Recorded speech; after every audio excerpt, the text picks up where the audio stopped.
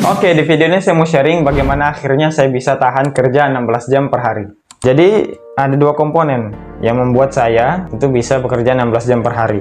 Jadi, ada dari segi fisik dan juga dari segi mentalnya. Nah, di fisik ini ada 4 alasan. Pertama itu capek, kedua ngantuk, ketiga tidak tahu mau ngapain, kemudian malas. Nanti lama-lama terbiasa kok. Kayak tadi bangun buat syuting ini kan saya lumayan malas gitu. Cuma karena udah terbiasa, udah berapa kali, tidak semalas waktu awal.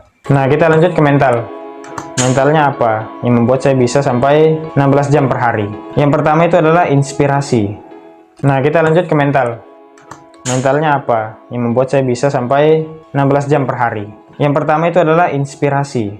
Saya itu punya inspirasi yang sangat besar, yang muncul dari gabungan dari diri sendiri dan orang lain. Awal mulanya muncul inspirasi saya, ini bukan inspirasi untuk bekerja 16 jam per hari ya, tapi inspirasi untuk sukses gitu, untuk berhasil secara besar. Itu bermulai dari orang tua saya, terutama dari bapak. Jadi waktu kecil dulu bapak saya pernah bilang, nanti besar harus jadi orang yang bermanfaat bagi bangsa gitu, bagi agama. Jadi sesimpel itu.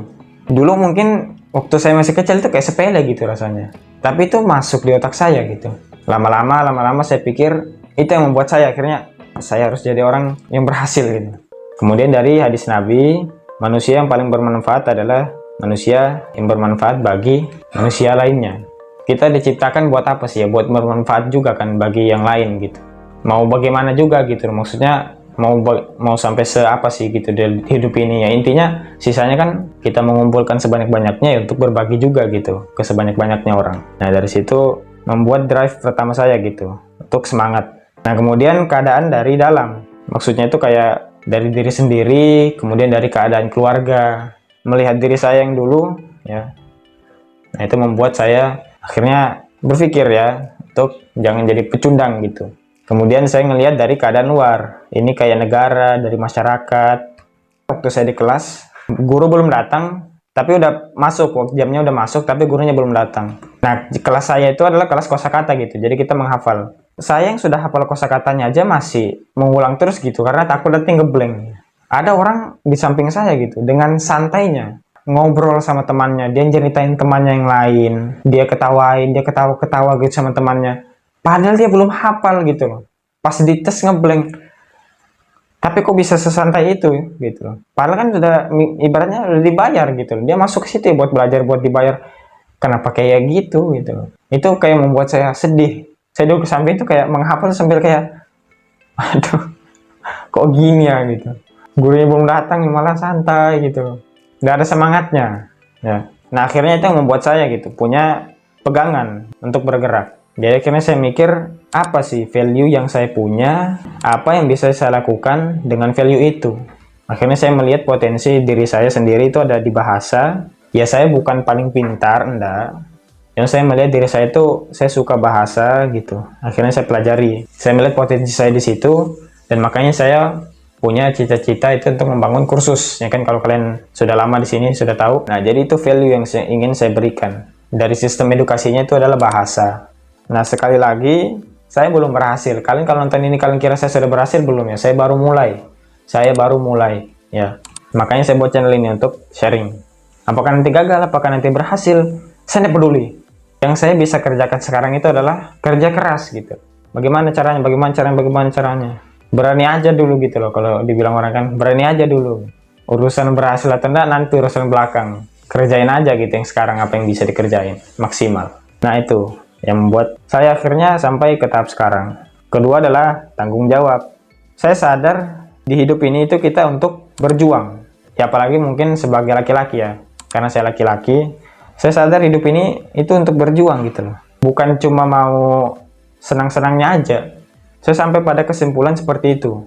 Ya pasti ya saya juga pengen lah gitu kan ada senang-senangnya gitu. Tapi jangan senang-senang terus yang dipikirin. Kayak healing gitu. Apa gitu loh, healing terus. Ya jangan juga, nggak asik juga gitu kadang lama-lama. Jadi itu, saya merasa ada tanggung jawab bahwa saya itu harus berjuang. Kan dulu kayak saya mikirnya itu adalah hidup biasa-biasa aja gitu. Capek gitu saya mikirnya. Udahlah biasa-biasa aja, nggak perlu yang kayak gimana-gimana. Setiap saya berpikir seperti itu, pasti dari pikiran maupun hati itu pasti menolak gitu. Pasti mereka ngomong, kamu pecundang gitu. Pasti dibilang kayak gitu. Nah, kita lanjut ya. Ketiga, yang membuat saya bisa kerja 16 jam per hari itu adalah karena fokus untuk upgrade diri. Atau mungkin dalam tanda kurung, tidak terdistraksi. Nah, jadi yang membuat saya dulu itu susah juga untuk kerja 16 jam per hari. Karena setiap mau kerja ya itu ada distraksinya. Dari apa? Dari medsos gitu. Baik dari medsos maupun dari kehidupan nyata. Kayak misalnya dari medsos gitu. Kita nontonin kehidupan orang lain. Kita nonton-nonton artis. Kayak ngapain gitu loh. Itu yang bikin distraksi gitu loh. Kita nggak ngelihat diri kita ini sudah upgrade atau enggak, malah mikirin orang lain, buang-buang waktu ke situ. Seandainya saya terdistraksi aja 2 jam, berarti kan sisa 14 jam gitu. Waktu saya bekerja, 2 jamnya buat hal-hal yang tidak berguna. Itu, nah 2 jam itu bukan sepele gitu, itu lumayan ya kalau kita pakai kerja keras di dalamnya.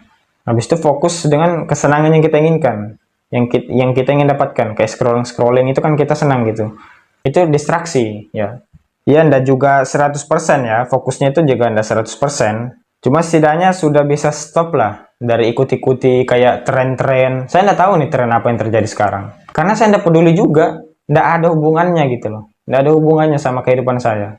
Saya ndak tahu apa yang terjadi di Indonesia, berita-berita. Mungkin itu memang perlu untuk kedepannya. Cuma saya yakin gitu loh, kita ngikuti berita-berita seperti itu, kalau kita ndak berubah, apa yang mau diubah gitu loh. Kayak misalnya ada berita ini gitu. Oh, harusnya pemerintah kayak gini, kayak gini. Kalau kita udah berubah sendiri, kita malas ya ngapain nyalain mereka gitu loh maksud. Mereka mau begitu atau enggak pun kita akan tetap sama kan keadaannya. Kalau kita nggak mau berubah sendiri. Nah, makanya saya fokus upgrade diri dulu gitu loh. Supaya bisa betul-betul merubah. Jangan cuma kayak ngomong, tapi nggak ada yang dilakuin. Nggak ada yang bisa dirubah beneran gitu loh. Ya gitulah pokoknya. Kalian paham lah ya. Nah, jadi itu, dari segi fisik dan mental, itu yang membuat saya akhirnya bisa sampai kerja 16 jam per hari. Nah, jadi segitu aja. Assalamualaikum warahmatullahi wabarakatuh.